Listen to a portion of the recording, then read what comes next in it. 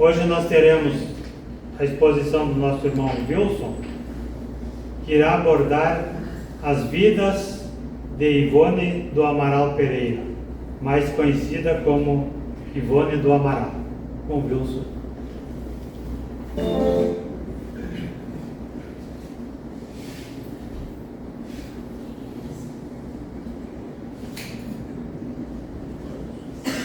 Que possamos nós, como eu sempre digo, aproveitar os minutos que elegemos para vivenciar. Todos estamos aqui com algum propósito, e certamente é o melhor para o momento de nossas vidas, senão aqui não estaríamos, porque existem tantos atrativos aí fora que nos chamam, e nós temos que escolher o que é melhor para nós. Hoje, como foi dito, nós falaremos sobre vidas de Ivone do Amaral Pereira. Ali tem uma projeção da capa deste livro, que nós procuraremos transmitir aqui um resumo do resumo, porque o livro já é um resumo. Mas para nós, o que pode importar a vida de Ivone do Amaral Pereira, na verdade se diz vidas, eu diria encarnações. Porque vida nós só temos uma, que é aquela que nos é dada por Deus desde o momento em que nos tornamos espíritos. Aqueles que passamos a usufruir num pensamento contínuo, assumindo a responsabilidade pelos atos, mas também de posse do livre-arbítrio. Diz o livro dos Espíritos que fomos criados simples e ignorantes. Ignorantes no sentido de não conhecermos quase nada, de recebermos do Criador nas primeiras encarnações como seres primitivos, em mundos primitivos, é claro, cérebros virgens, limpos, que precisam ser alimentados com o conhecimento que as sucessivas encarnações nos proporcionam. E Jesus disse a Nicodemos, naquele famoso diálogo, que ninguém conquista o reino de Deus, com outras palavras, sem nascer de novo. Falava ele desta realidade, porque ninguém consegue ascender numa única existência. Ao suceder dos séculos, o movimento cristão criado pelos homens do caminho, que depois se tornou religião estatal e adotou ritualismos e sincretismos, acabou deturpando esta verdade. E nos traz hoje quase que a totalidade do movimento cristão a ideia de que nós nascemos uma única vez criados por Deus. E temos uma única oportunidade, numa única vida na carne, para desenvolvermos todas as virtudes que precisamos para seguir ao pé da letra o Evangelho de Jesus. E criam até atalhos. Há pessoas que dizem que ao final da vida, se a pessoa aceitar Jesus, estará salvo. Magicamente assim. Que fácil. Eu aceito de Jesus, então vou para o paraíso. Mas não é bem assim que as coisas acontecem. Ivone do Amaral Pereira é conhecida no Brasil por uma médium renomada, que dedicou 54 anos de sua vida a tratar dos necessitados, doentes do corpo e da alma, e dedicou especial atenção à questão do suicídio. E nós vamos entender o porquê. Ela dava receituário de medicamentos homeopáticos por um espírito amigo seu que trabalhou com ela até 1931. Também vamos ver o desenrolar dessa história. E depois continua assistida por Bezerra de Menezes. Na época, a legislação permitia, os nossos centros, até que eu frequentei na juventude, também davam receituário homeopático. Mas depois, com as sucessivas reformas da legislação, isso hoje é proibido. Uma casa só pode dar um receituário homeopático se tiver junto um médico para que se responsabilize pela receita. Senão a casa pode até receber um processo. E por isso as casas não dão mais receituário. É uma pena para nós. Mas, por outro lado, esse não é o objetivo primeiro do Espiritismo.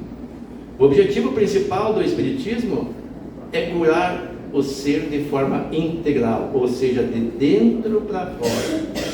E como se faz isso? Pela reforma íntima. Como se consegue a reforma íntima? Lutando para vencer as más inclinações. E, aliás, é assim que se conhece o verdadeiro espírita, aquele que luta para vencer as suas más inclinações. Não se reconhece um verdadeiro espírita pela sua perfeição, porque não existe ninguém perfeito na Terra.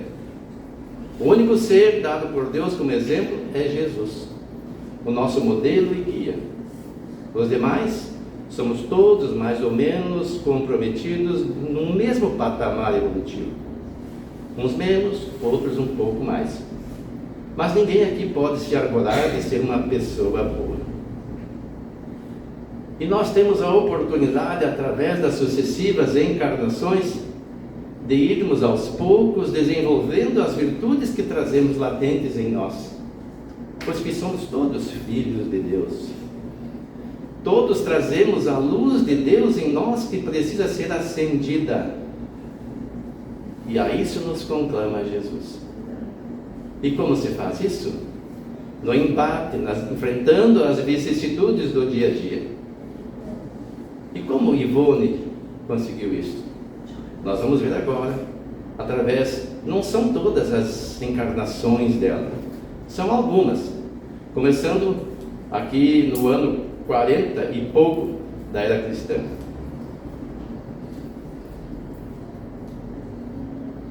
Vou ter que usar manualmente o meu sistema aqui não está. Agora sim, estava invertido. Vocês não vão ver, eu não tive jeito, o ideal é a gente ajeitar e botar a letra no mínimo 40, mas como se trata de um quadro do livro, tem aqui toda uma projeção, nós não vamos conseguir aumentar essa imagem. Mas na primeira linha lá, no ano 40 da era cristã, ou seja, os evangelhos ainda não tinham sido escritos, você tem registro que a primeira obra dos evangelistas começou a ser escrita lá pelo ano 50, 40, depois da morte de Cristo, ou seja, lá pelo ano 70. Então, nessa primeira encarnação do registro de Ivone, que se chamava Lígia, ainda isso não tinha acontecido. Nesta encarnação,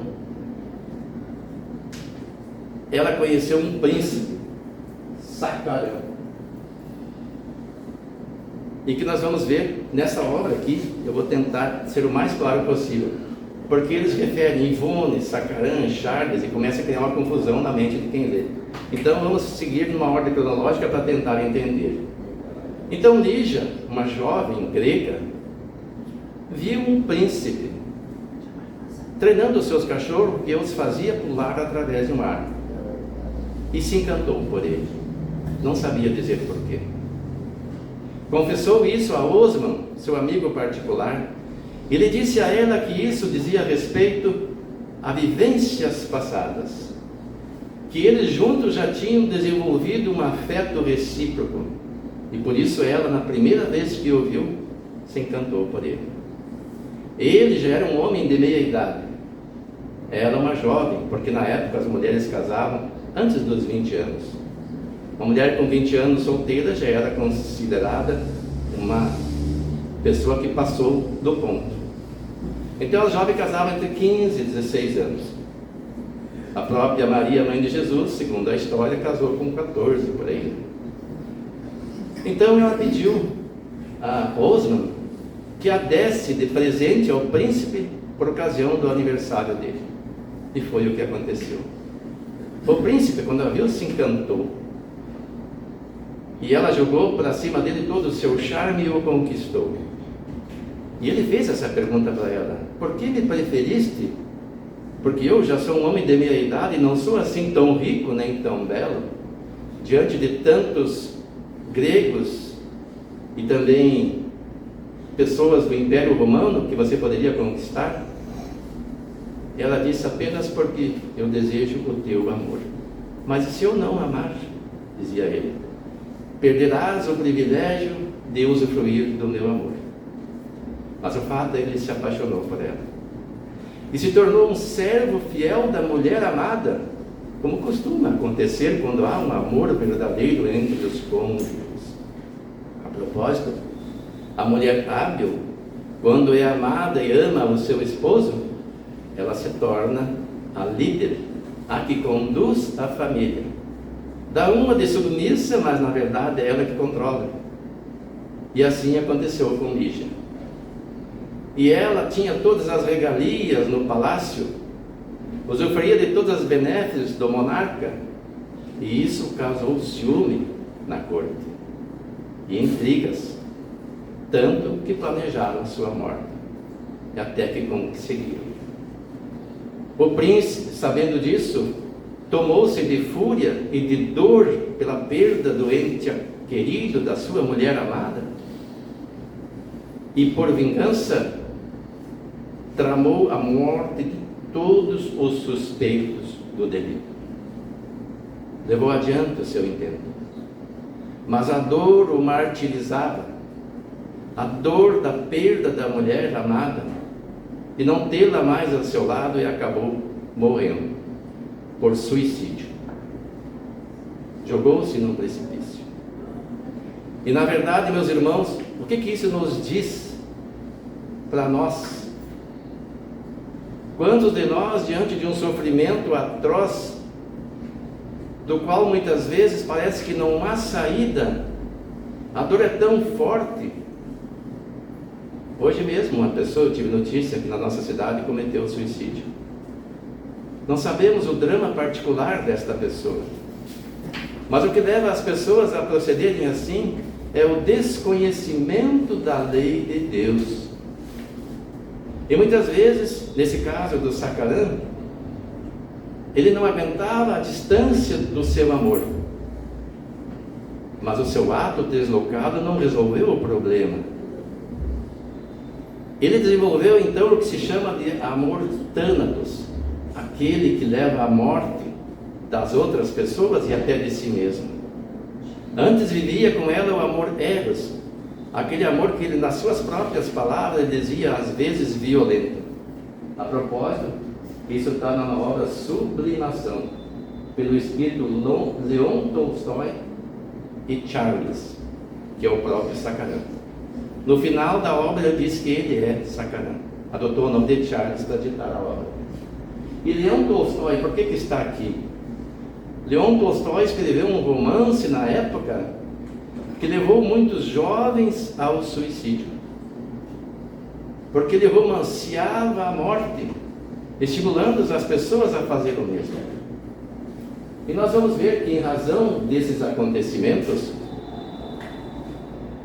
o registro do reencontro dos dois acontece 16 séculos depois, no século XVI, em Paris. O primeiro acontecimento foi na Pérsia. Mas nesse interregno, Sacarã passou um período no mundo espiritual inferior, expiando as suas faltas, o seu crime contra a vida, contra as leis de Deus, contra o próprio corpo e, consequentemente, ferindo o corpo perispiritual, até que reencarnou como mendigo numa outra encarnação. Teve outras encarnações ainda, diz ele que às vezes se encontrava com Lígia e às vezes não. Quando se encontravam eram felizes, quando não se encontravam sofriam, sem saber porquê. Naquela busca incessante de um pelo outro, e quando se encontravam, se completavam, tanto que isso impedia a evolução de ambos. Até que esse espírito percebeu o que acontecia e buscou evoluir, transformar aquele amor eros no amor ágape. Mas para isso ele precisava um distanciamento da sua amada, porque juntos o amor eros dominava, e eles se entregavam um para o outro e esqueciam do mundo. E consciente disso, ele pediu para nascer distante da sua amada, para dedicar-se à reflexão em isolamento e na caridade, socorrendo os necessitados. Até que numa encarnação na Índia ele conseguiu essa transformação. Ele descobriu nos seus irmãos a razão do seu viver, e transformou aquele amor que até então era eros e thanatos em amor ágape, o amor por toda a humanidade, que não distinguia a sua amada dos seus semelhantes. Até que mereceu, no século XVI, nascer em Paris. Nessa encarnação, Lígia chamava-se Ruth Carolina de La Chapelle. Ele nasceu com o nome de Carlos Felipe II. E aí entra na vida deles uma pessoa chamada Luiz de Nardone, filho do Monsenhor de que deve ser Pedro Nardone, coisa parecida, outra Nardone, né? Mas era o pai do Luiz de Nardone. Este Luiz de Nardone era conhecido como capitão da fé, defensor da fé religiosa católica. E na noite de São Bartolomeu, ele conhecia esta família aqui, de Carlos Felipe II e Carolina de Chapelle. Essa Carolina aqui era irmã de Carlos Felipe II. Nessa encarnação, eles não nasceram para se casar, nasceram como irmãos. O amor dele já tinha transcendido, como eu disse, daquele amor ero para o amor thanatos.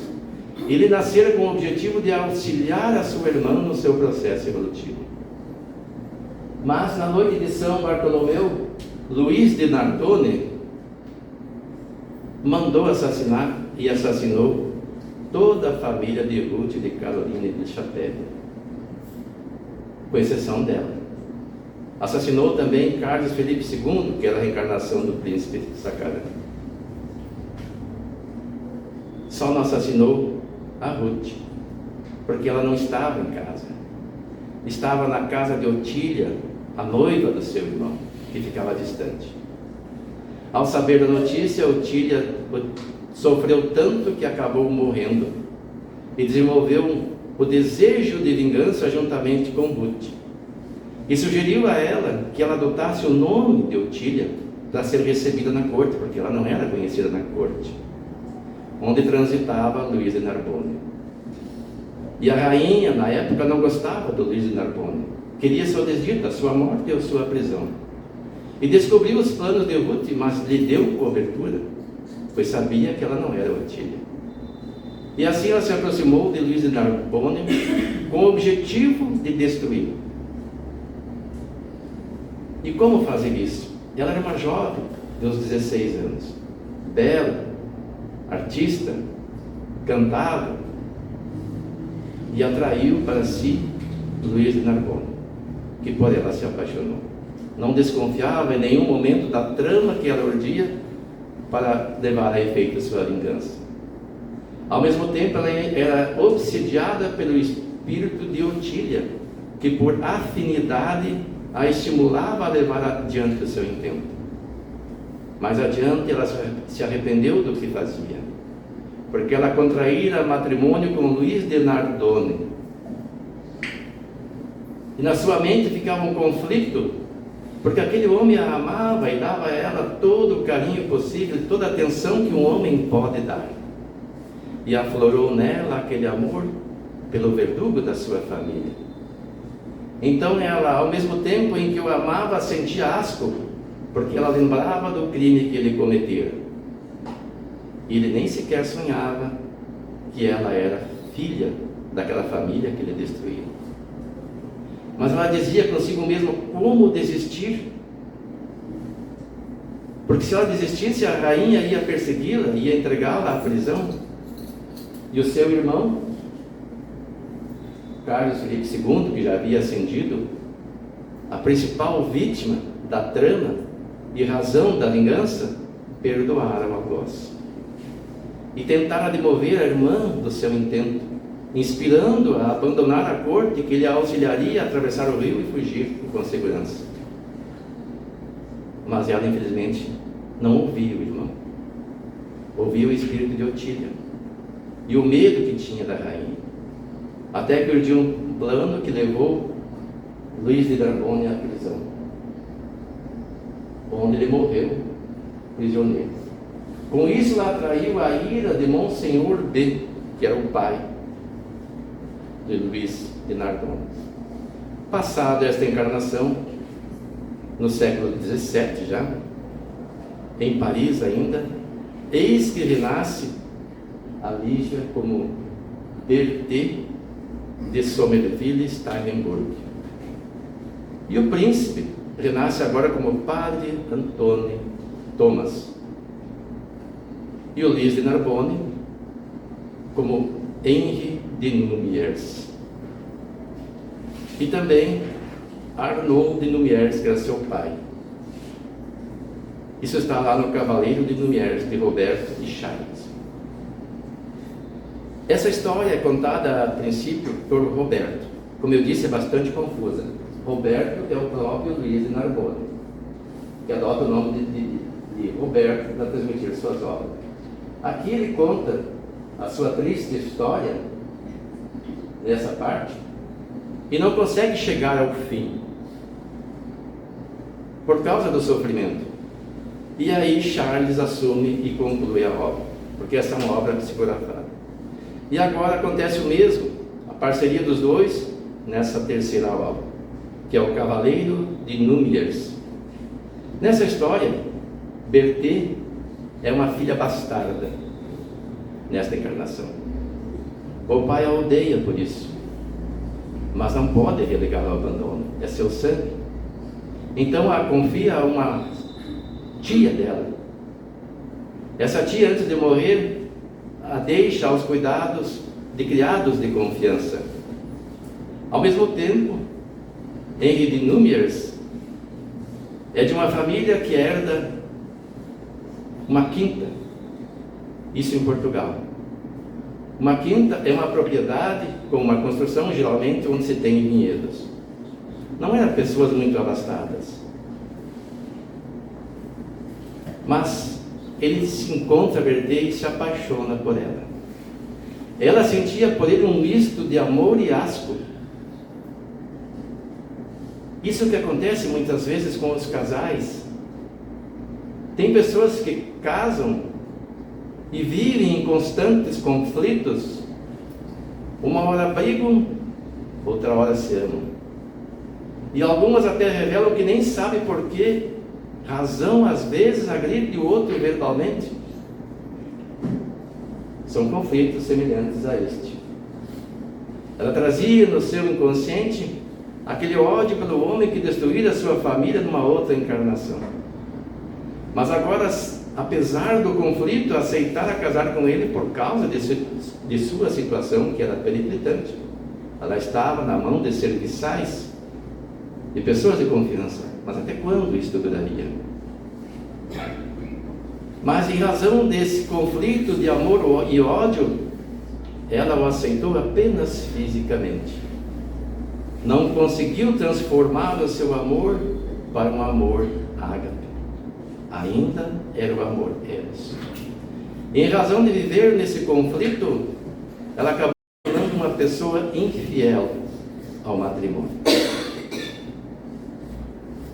E Henri de Lumières, quando soube disso, não conseguindo trazê-la de volta por desespero, ele comete suicídio. A propósito, cada asterisco desses aqui significa que esse espírito nessa encarnação cometeu suicídio. Passado o tempo, no século XVII, retorna Lígia agora como Andrea de Guzmán e Vítor de Guzmán, que era seu irmão, e Arthur de Guzmán, que é o Luiz. Como eu disse, é meio complicada essa história, vamos tentar fazer com que vocês entendam a evolução. E retorna, não como encarnado, mas como obsessor, o Arnaud de Lumières, que foi o pai do Luiz de Narbonne na encarnação anterior, que, sabendo do motivo do suicídio do filho, tomou-se de ódio. E agora, mesmo no plano espiritual, que ele deveria compreender essas questões já, porque ele estava no plano espiritual e era encarnada, mas mesmo assim, devido ao ódio, ele não parava para raciocinar. O seu objetivo que era destruir aquela que agora chamava-se Andréia de Guzmán. Então, Andréia de Guzmán tem como irmão Vítor de Guzmán. Mais uma vez ele veio com o objetivo de levar a ela um passo adiante na evolução.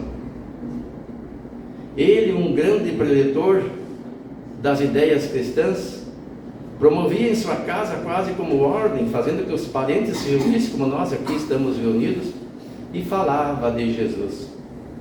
Falava da transformação necessária para o aprimoramento da alma, mas sua irmã não ouvia. Ela até dormia durante as suas pregações, o que o entristecia. Não aproveitava a oportunidade do auxílio daquele que foi um dos primeiros amores dela,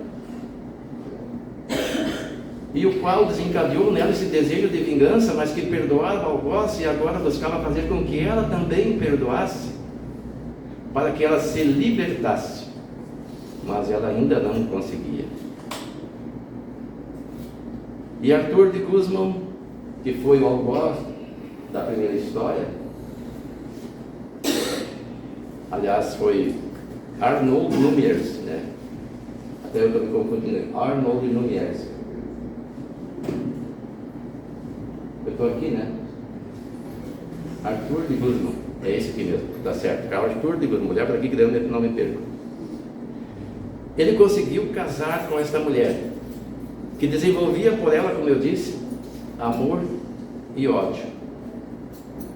E ela não conseguiu doar-se a ele de corpo e alma, apenas de lábio, diz o livro. E da mesma forma que nas encarnações anteriores, ela não conseguiu ser fiel a ele,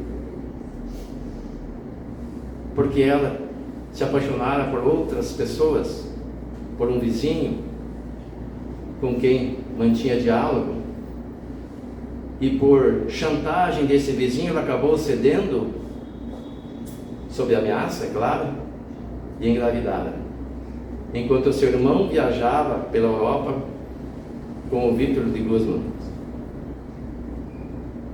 o Arthur de Guzmán, aliás, ele era o Vítor de Guzmán, que era o seu marido.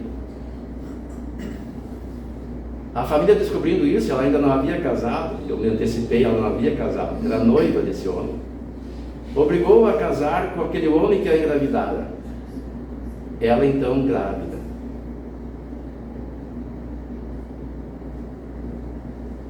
Tapada de vergonha pelo ato que cometera, pressionada pela família, pelos costumes da época, que a obrigava a casar-se para fugir da humilhação de ter uma filha grávida, solteira, opta pelo suicídio. O seu irmão, em inspiração, chamava a razão, dizendo que esse não é o caminho. Mas o Monsenhor de B, agora seu obsessor, a estimulava ao ato.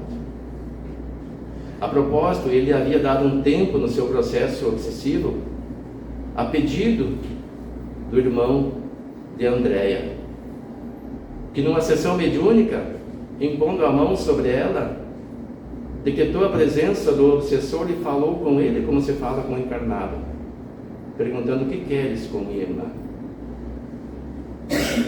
Por que a persegues? E aí ele contou a história, quem ele fora nas encarnações anteriores e por que a detestava, por que a odiava, porque ela não ouvia nem ele e nem o irmão dela, e ele e o irmão dela muitas encarnações foram amigos, mas ele pediu um tempo para o obsessor, para que ele conseguisse elevar o padrão vibracional da irmã, de forma que ela criasse uma barreira às obsessões. Mas como eu disse, ela não dava atenção ao que ele falava, não ouvia as pregações que ele fazia,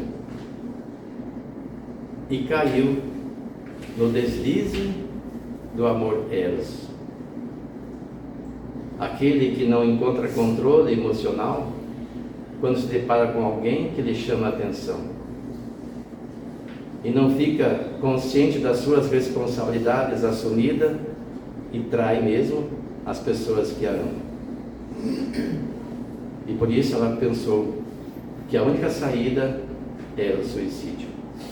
Como eu disse, seu irmão tentava de todo modo demovê-la do objetivo, inspirando-a a coragem, mas o obsessor também corria ao lado dela. E narra a história que ela correu para o precipício, ambos os espíritos correram ao lado, um dizendo que pulasse e o outro que não. A decisão era dela, e ela pulou. Isso no século XVIII. Já no século XIX, na Espanha, um século depois, tempo suficiente para o espírito que cometeu suicídio no plano espiritual reequilibrar ao mínimo seu corpo físico e reencarnar, eis que nasce Lígia agora como a cigana Nina. E o príncipe de Sacarã nasce como Ramiro de Montalbán, está na obra Sublimação de Charles. Conta a história, narrada nessa obra, que Ramiro de Montalbán tinha uma noiva. E essa noiva não era outra senão a reencarnação de Otília, aquela noiva com quem ele não pudera casar quando fora sacrificado na noite de São Bartolomeu. E eis que numa oportunidade ele transitava em sua carruagem, abriu a janelinha e viu uma bela bailarina dos seus 16 anos dançando num tablado. Parecia que flutuava com seus pés que pareciam que mal tocavam o tablado. Ele sentiu algo estranho, como se a conhecesse, e perguntava como, por que ela está ali? Ela, mas quem é ela? Ele nem a conhecia. Não sabia de onde vinha aquela piedade que de repente tomou conta dele. Ele achava aquilo um antro, um lugar que não era digno, e resolveu se aproximar dela e tirá-la daquela vida. Ela estava com tuberculose. E ele era médico. Por sinal, pesquisava o bacilo da tuberculose. Acolheu-a no hospital, recomendou um amigo que a atendesse, porque se a sua noiva soubesse, ela ia ser tomada de ciúme, segundo ele, injustamente, porque não compreenderia os cuidados dele para com uma estranha, e jovem ainda. O amigo começou a alertá-lo, porque percebeu nele um amor estranho. Ele dizia que era um amor fraternal, um amor de pai, porque ele amava a sua noiva, e por ela tinha um amor de pai, e queria tratá-la, recuperá-la, tirá-la daquela vida. O seu amigo tratou-a no hospital, e depois ele a colocou numa casa de campo, aos cuidados de criados, onde receberia medicação. Recomendou os devidos cuidados, mas como era natural, a noiva se tomou de ciúme, porque acreditava que a intenção dele era outra. E numa viagem que ele empreendeu com seu amigo pela Europa, a noiva aproveitou a oportunidade e mandou expulsá-la do castelo. E ela, doente, perambulou pelas ruas e acabou morrendo às portas do castelo. O noivo, quando soube da causa da morte da pessoa que ele amava espiritualmente, se revoltou, mandou a noiva embora e ficou só no seu sofrimento. Ele era uma pessoa que dominava a técnica da comunicação mediúnica, chamava-se um doutor espiritual ou coisa parecida. Ainda não havia o espiritismo na época. E numa sessão mediúnica, eis que Nina se manifesta, dizendo que perdoava aquela mulher, que ela tinha um vínculo com ela no passado. Ela sabia que na outra encarnação foi a que recebia em sua casa quando sua família fora destruída, e que aquela mulher o amava, que ele mandasse uma carta para ela buscando a reconciliação, que ela desejava retornar à terra como filha dele, e também daquela mulher. No começo ele se espantou, ficou chocado, mas acabou aquecendo ao pedido da cigana Nina, agora desencarnada. E eis porque, no próprio século, isso aqui aconteceu na Espanha, em Portugal, nasce Leila, na obra chamada Leila, a filha de Charles, do mesmo Ramiro de Montalbán. E reaparece aqui o Roberto de Canaleiras, que é o Luiz de Narbonne, que foi o algoz da família na noite de São Bartolomeu. E o Monsenhor B, que era obsessor em encarnações anteriores, evoluída e aparece aqui como um espírito familiar. Isso está lá em um caso de reencarnação. E a cigana Nina, antes de reencarnar como Leila, pediu ao Ramiro de Montalbán que a recebesse como uma filha necessitada de disciplina, de rigor e amor na educação. Porque ela precisava desse rigor. Porque até então, em algumas encarnações, ela foi uma pessoa muito mimada. E em decorrência disso, se tornou irresponsável. E Ramiro de Montalbán, sabendo nela um espírito amado de várias encarnações anteriores, se deu conta que era muito difícil exigir dela o que o momento demandava: rigor, disciplina. Ao contrário, deu a ela tudo o que ele entendia que ela deixara de ter na encarnação anterior, que ele conhecera por há poucos anos antes, pois que agora nascia sua filha, e queria dar a ela aquilo que não pôde dar como cigana Nina. E era o maior prazer de sua vida receber um ente querido e abraçar sem a crítica de ninguém, porque agora era sua filha, não era uma cigana que ele socorria na rua.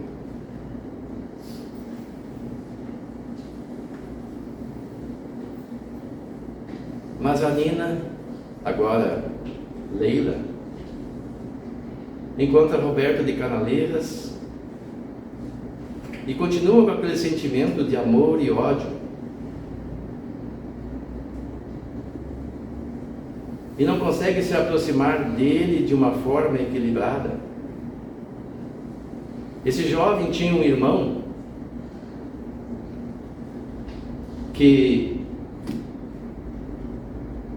a minha esposa foi ensinar para eu tomar água, porque eu estava com 80 de glicose e ela tem medo que eu tenha glicemia. Mas fica tranquila que se cair mais eu percebo. Mas é o cuidado dela. Ela já me salvou muitas vezes, como eu disse, as mulheres que amam às vezes mandam no marido, que é o nosso caso. Mas eu dou graças a Deus que ela cuida de mim. Mas aí, como eu estava dizendo, ela não dedicou a esse amor os cuidados devidos. Ela acabou se aproximando de uma outra pessoa, e da mesma forma que em encarnações anteriores, porque o seu pai mesmo nessa encarnação não conseguira trazer a ela a educação adequada, ele não conseguira incutir nela a ideia da responsabilidade. E mais uma vez leviana, ela saiu nas suas aventuras,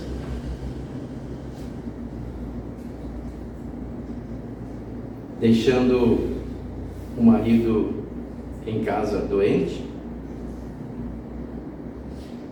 de amor, porque ele desejava a reconciliação, mas não conseguia.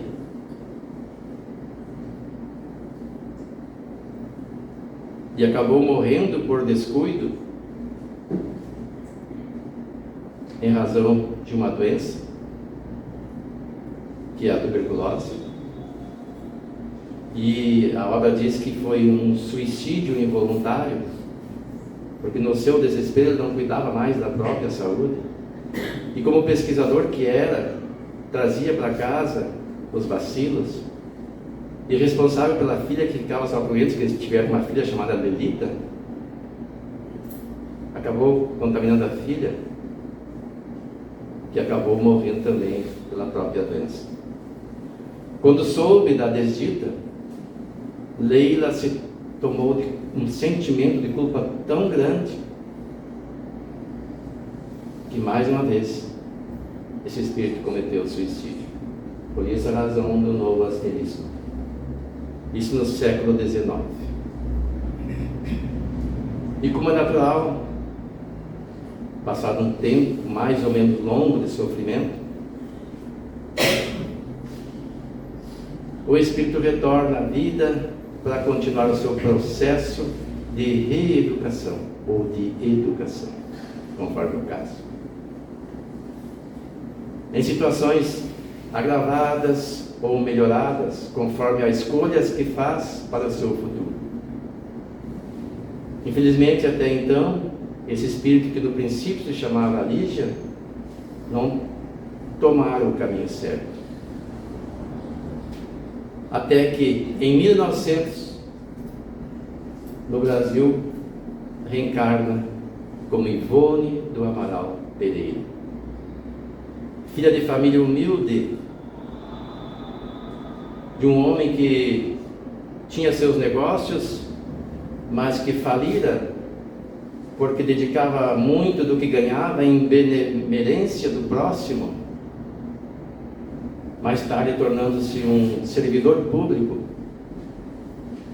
de poucos ganhos, apenas com o suficiente. Em razão do estado de pobreza, Ivone não pôde fazer mais do que o ensino hoje correspondente ao fundamental. Em razão disso, os seus potenciais de pianista que tinha em outras encarnações, de bailarina, de cantora, não puderam vir à tona nesta encarnação. Foi um processo necessário para que ela desenvolvesse outras virtudes. Ao mesmo tempo em que ela era acompanhada pelo espírito familiar, que é o Luiz Narbonne, e também pelo Charles, o seu irmão, que não a deixava esquecer das encarnações anteriores, para que ela tivesse consciência da responsabilidade que tinha nessa encarnação de aproveitar ao máximo a oportunidade que lhe era dada. Porque, aliás, muitas pessoas questionamos: por que eu não lembro de outras encarnações? Nos dizem os Espíritos que isso é uma bênção de Deus, para que nós não nos lembramos das coisas ruins que fizemos para os outros, o que acarretaria em nós um desânimo diante da gravidade dos atos praticados e da certeza de que teremos que responder por eles. Então a gente nasce com o cérebro virgem,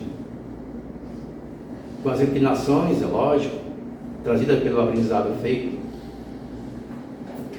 e vai reaprendendo a viver, e vai se deparando com as dificuldades da vida, condizente com as necessidades que tem de evoluir. Se é uma pessoa que foi prepotente, vai nascer em situação humilde. Se não soube usar bem do dinheiro, vai nascer pobre. Se desperdiçou a saúde em festanças, em prazeres carnais, pode nascer doente. Se se suicidou, vai nascer com problemas decorrentes das agressões provocadas no próprio perispírito. Ivone do Amaral Pereira, com 6 meses de idade, acabou, porque ninguém a observava no momento, se engasgando em decorrência de um problema respiratório, decorrente de uma encarnação anterior, nessa última, que ela se jogava no mar, e foi dada como morta. Sua mãe, católica que era, não conhecia nada das questões espirituais, não acreditava que a filha estivesse morta.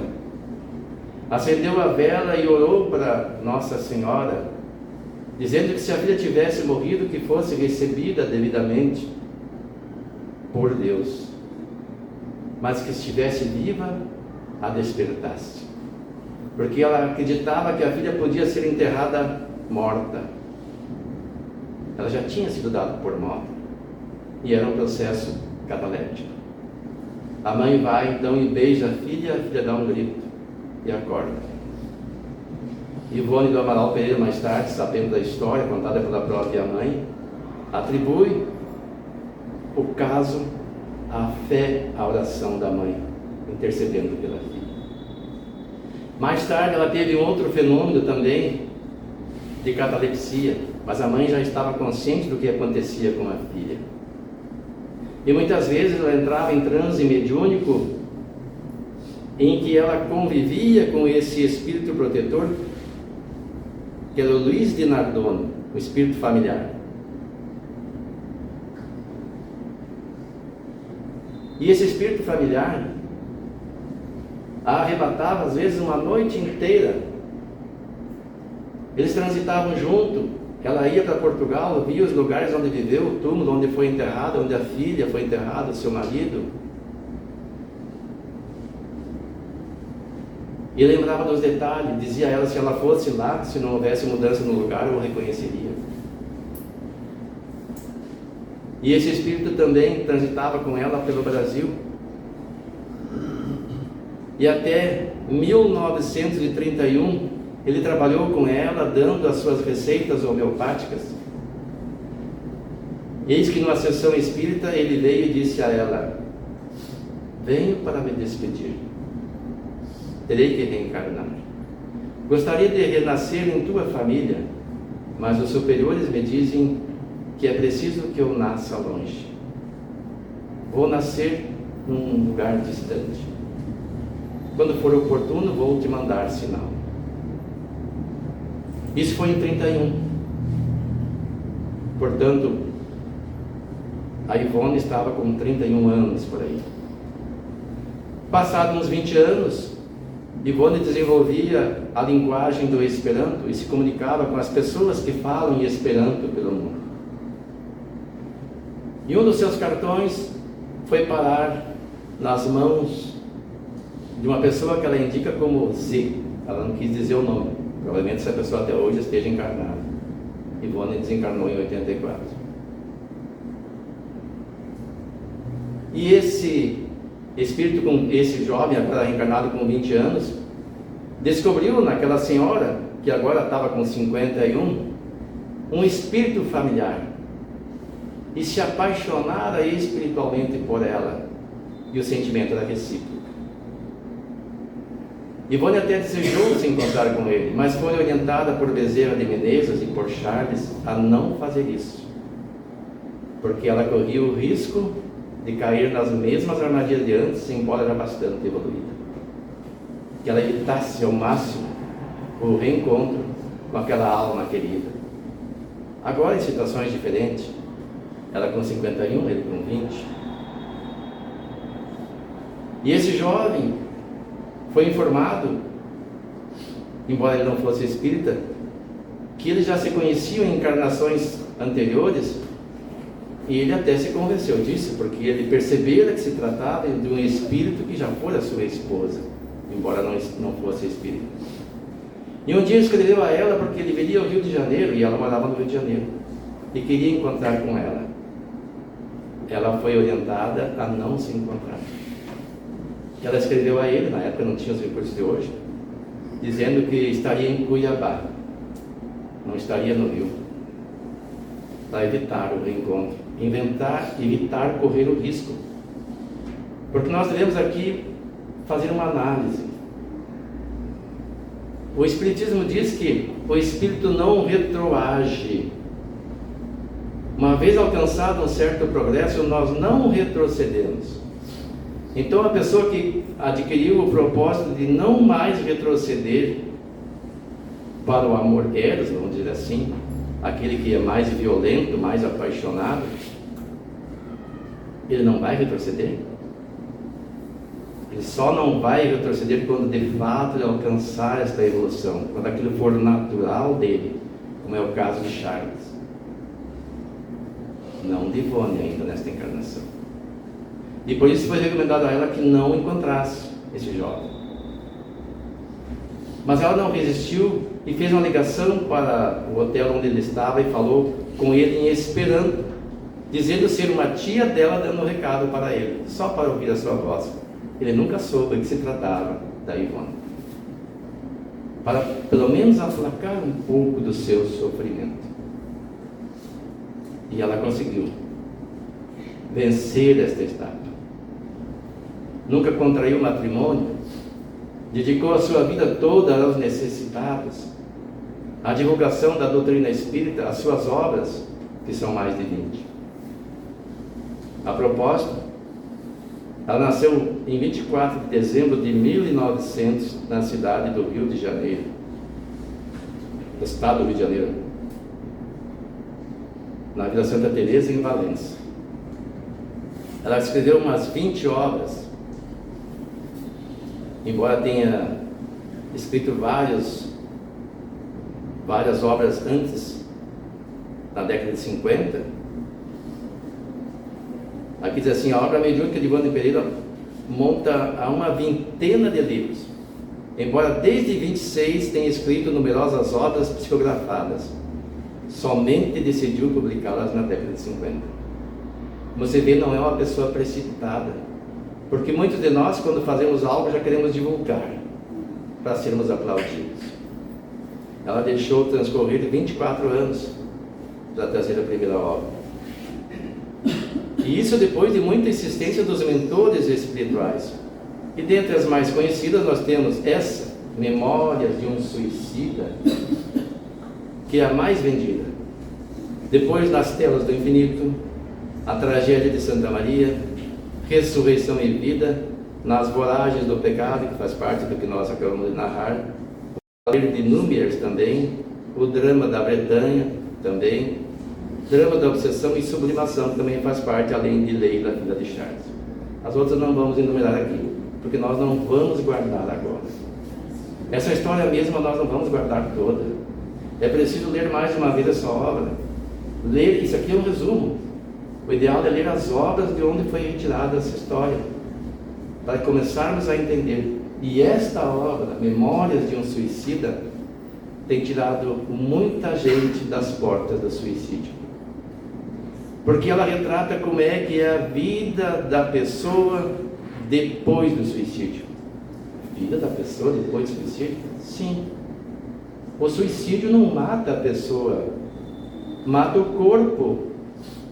E se a pessoa está num estado de perturbação tão grave que a leva a esse ato tresloucado, ela vai continuar em pior situação agora.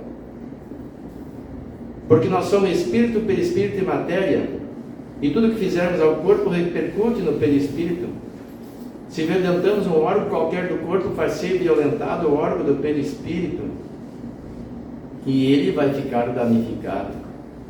Vai precisar de um tempo mais ou menos longo para ser recuperado, e às vezes isso só acontece numa outra encarnação. Por isso as doenças congênitas que às vezes as pessoas trazem. Abra um parêntese, às vezes. Não vamos sair aí dizendo: você tem tal problema porque cometeu suicídio. Ninguém sabe. É probabilidade, mas é uma das razões. Divaldo Franco diz que tem problemas respiratórios porque cometeu suicídio em encarnação, uma das encarnações anteriores. Aí cada um faz uma análise dos seus problemas. O número de suicídios no mundo é muito grande. É em torno de 1 milhão por ano de pessoas que se suicidam no mundo todo. Todos os anos. Em 100 anos aí, segundo as estatísticas atuais, teremos 100 milhões de suicidas, quase a metade da população do Brasil, do planeta. E tudo isso gera consequência.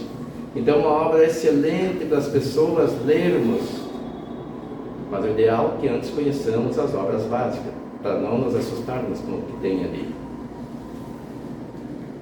E aqui uma foto da década de 80, que ela mesma disponibilizou com a criança no colo, e deixou de uso livre esta imagem. Em março de 1984, ela deixava a terra, redimida. Foram 83 anos bem vividos e destinados à renovação de si mesma. tendo como principal ferramenta a dor das provas e das expiações, a que se submeteu resignada e confiante. Meu consolo, dizia ela, a força para tudo suportar e vencer, era compreender que tantas lutas eram resgates do meu mal passado. E o amparo fornecido pela minha amada doutrina espírita, no seio da qual eu me criara e educara. Nunca me senti desfalecer. Nunca me senti desfalecer de desânimo ou desesperança. Via frequentemente pela madrugada, às vezes à beira do meu leito, os espíritos de minha mãe Charles, os quais diziam: resiste, resiste, minha filha. Tudo é testemunho que precisas apresentar à lei de Deus, a fim de reaver tua honra espiritual. É resgate de um passado de erros. Estaremos contigo. Confia em Deus.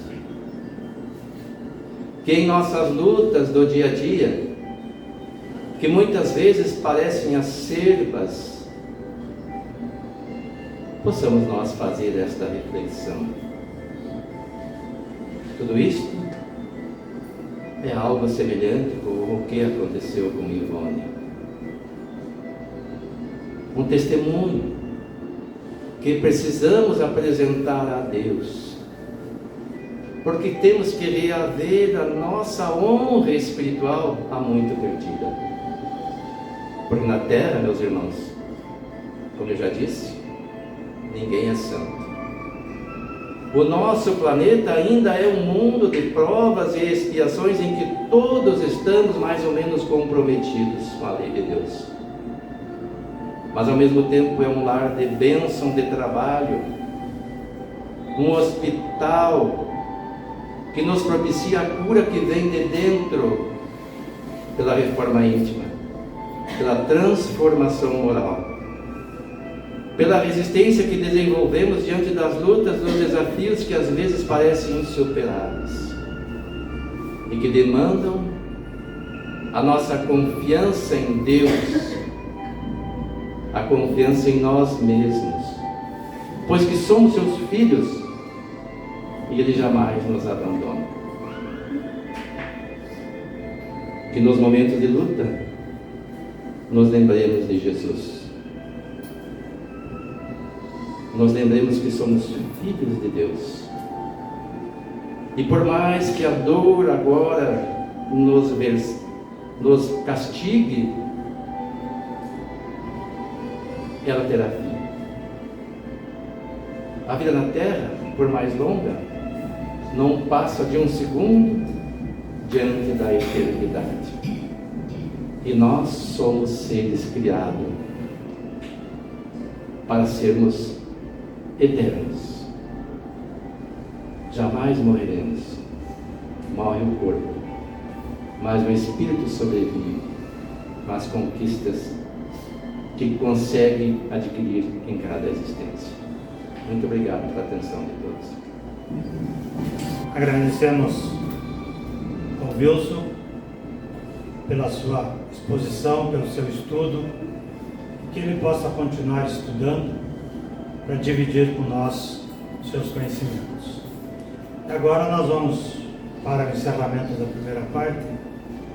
Eu convido a todos para novamente nós fecharmos os nossos olhos e que cada um de nós, no momento da oração, possa dirigir palavras de incentivo, palavras de amor, pensamentos positivos àquele familiar que ficou lá no nosso lar enfermo, aquele amigo que se encontra hospitalizado. Que essa oração possa chegar a todos os recantos desse nosso imenso universo, levando a cada um o nosso sentimento de paz e amor. Que cada um receba dos mentores amigos o remédio para as suas dores, para acalmar seu coração, serenar seu pensamento. Assim, meus irmãos, muito obrigado pela presença de todos. Que Jesus os conduza de volta aos nossos lares. Que assim seja. Se aquele irmão que deseja receber o passe, permaneça em silêncio, serão conduzidos à sala de passe. Os demais, um feliz retorno, uma boa noite e uma boa semana a todos. Muito obrigado.